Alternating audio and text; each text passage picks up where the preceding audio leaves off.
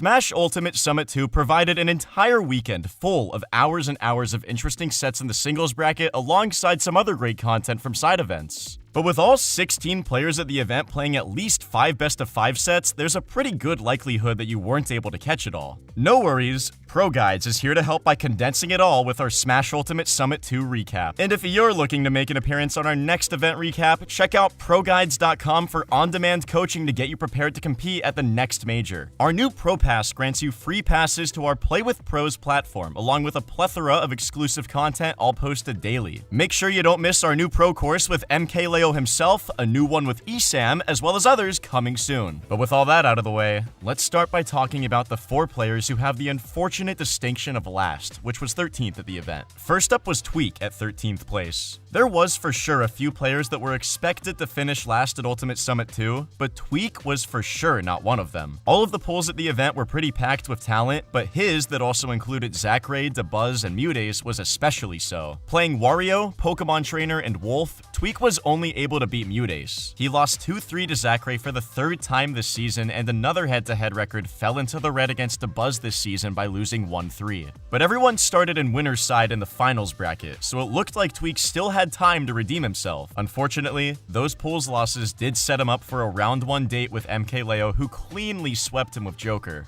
And then down in losers, Leffen pulled off the upset of the tournament by knocking him out of the event in a Pokemon Trainer Ditto, which included a 3-stock in the set's final game. It's sad to see how much of a fall from grace Tweak has had across the last couple of months from someone who is a few sets away from being #1 in the world into just another top 10 player. Hopefully we'll see him in his old form soon, but it really does still appear that he needs to figure out what he's doing character-wise. Then we have Arfang also at 13th. Another sad tale is the one of Arfang, who not only finished 13th, but did not take a single game across his 5 sets. To be fair to Arfang, those 5 sets were against Mars, Meister, Samsora, Nairo, and Zachary, all of who are top 10 players. But he seemed to have an extremely positive attitude about improving from the weekend as a whole in his post-elimination interview, so I'm excited to see what he can do with Pichu in the future. Melee legend Armada also has the unfortunate distinction of going 0-5 this weekend, with his litany of losses also coming at the hands of some incredible players. But unlike Arfang, Armada managed to take a game off of every single player he met in bracket. He went 1-3 against Leo, Esam, Dabuz, and T, and even was able to take Lights Fox to game 5.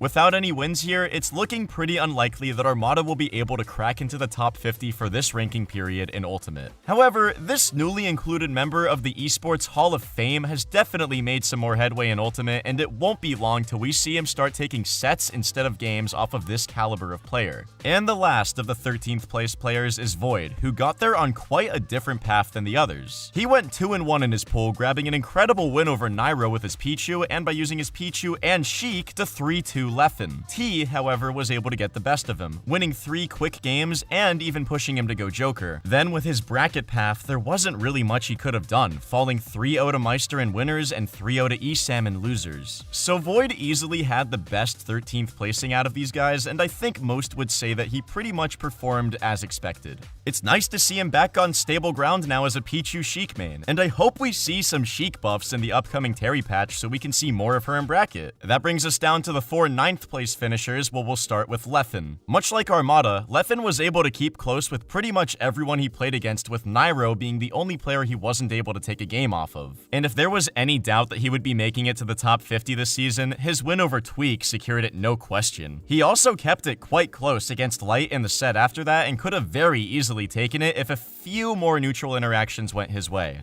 So even though Leffen walked away from Summit with only a single set win, the practice he picked up at the event will be exceptionally valuable for his future in Ultimate. Summit's weird format of having everyone come out of pools and winners can lead to some weird results like Dabuz, who won his pool 3-0, tying with Leffen, who went 0-3 in his pool. Dabuz took those 3 wins over Zachary, Tweak, and Mutace in pools, setting him up for an easy round 1 win against Armada in bracket. But after that, his Rosalina barely wasn't able to close it out in game 5 against against Samsora. And then in losers, he ran into Esam, who was playing quite hot for all of day 3, who eliminated him from the event. So Dabuz probably had the best 9th place finish you might ever see at any tournament with the quality of wins he picked up. Obviously, the Olimar main wanted to finish higher, but losing to 2nd and 5th place finishers is just something that can happen in this format. Another victim of the format was Mars, who also finished at the top of his pool, but ended up placing at 9th. Mars, Samsora, and Meister all finished their round-robin pool 2-1, but because of the tiebreaker rules, Mars came out of the pool as number 1, beating Meister and Arfang, but losing a Game 5 set to Samsora. He was gifted the other Melee Swede in round 1 of bracket, but just like Dabuz, he was then eliminated by some fierce competition, MKLeo and Zachary. The MKLeo set was a 3-0 sweep, and the Zachary set was tight, but after Zachary lost faith in his Rob after going down 1-2, Zachary's Joker took games 4 and 5 to take the set.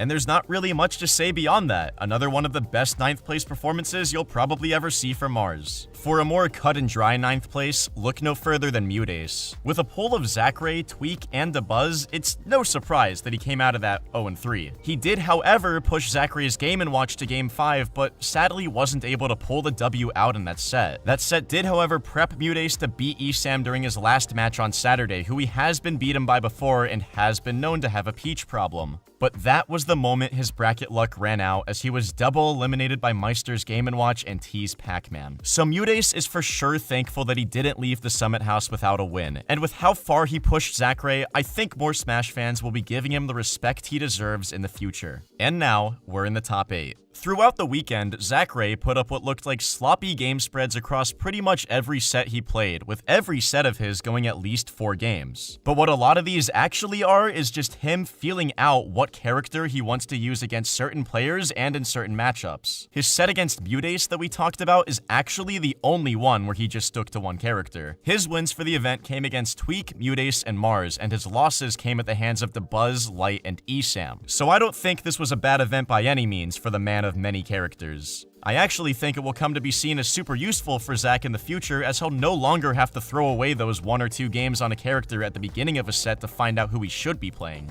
Light also finished at 7th besides the Japanese prodigy. He had a much less impressive 7th place showing, with his only wins at the event being over Armada and Leffen and over Zachary himself. His aggressive style just wasn't able to cut it in bracket this weekend, with Nairo taking his 2nd PGR win over him for the season and T appearing to finally figure out what to do against him to even up their record to 2-2 for the year. So Light didn't take any impressive wins back with him to New England from this weekend, but also didn't really suffer any bad losses either. If not for Leffen beating Tweak, Esam would have claimed the title of biggest upset at the event with his Game 5 clutch over MKLeo. Some may dismiss the win away because Leo went Marth for the entirety of the set, but with how frequently he sprinkled the Tipper Sortie throughout the rest of the tournament run, I'd say Leo was giving it his all here. This win, alongside sweeping Light and 3-1ing Armada, had Esam and his rat finishing 1st in his pool. Unfortunately, that led to his previously mentioned set with Mudace that knocked him right into losers. But that fiery Esam who beat Leo was back again and led him to 3-0 Void, 3-1 Dabuz, and just barely clutch it out 3-2 against Zachary before making it up to Meister. Game & Watch is said to be a horrible matchup for Pikachu, so Esam tried to pull out a Pocket Zero Suit to maybe try to sneak past Meister, but it just wasn't able to cut it, and ended his run at 5th place. Ultimate Summit 2 showed us that Esam still does have a few problem matchups that he's got to figure out, but as a whole, it made his claim to a top 10 spot for the year even stronger.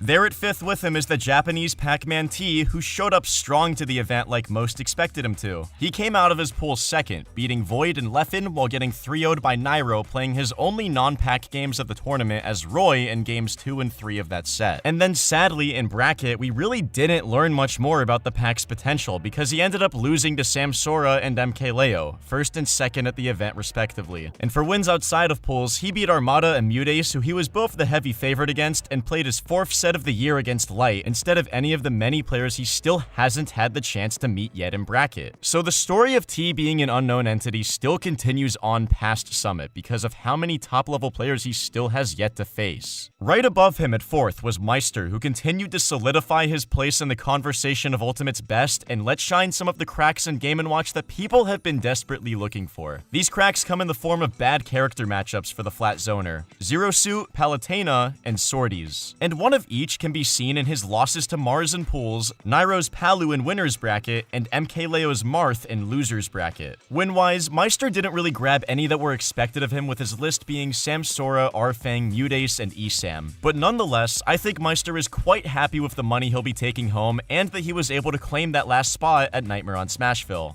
Coming in at third, we have Nairo, who is playing incredible all weekend, with his only real hiccup before top 4 being his Game 5 loss in pools to Void. He tore through T, Leffen, Arfang, Light, and Meister, only dropping 2 games across those 5 wins. And although it was really dope getting to see him and Sam do reverse mains for Game 1 of Winners Finals, essentially throwing away that game really cost him. With an extra game, he easily could have taken the set and even the entire tournament if he could hold it together against MKLeo. But still, Nairo's had a great second PGR season, and while a win at Summit would have been nice, third is pretty great too. Every passing week, Samsora seems to give more and more reasons why he should be the rightful heir to the spot of Ultimate's second best player now that Tweak has fallen off. Mars, Arfang, T, DeBuzz, Nairo, and MKLeo is the incredible list of wins he added to his already exceptional resume for the year just from this weekend. He did have a lot of close sets this weekend, with his sweep against Arfang and the 2 grand final sets against MKLeo being the only ones that only went 3 games. So this means that this Peach's crown is far from untouchable, but for now, Samsora is Ultimate's second best player. And finishing first was none other than MKLeo. He's just so good. In so many situations where other players would have crumbled under the pressure or choked away leads when they start to slip,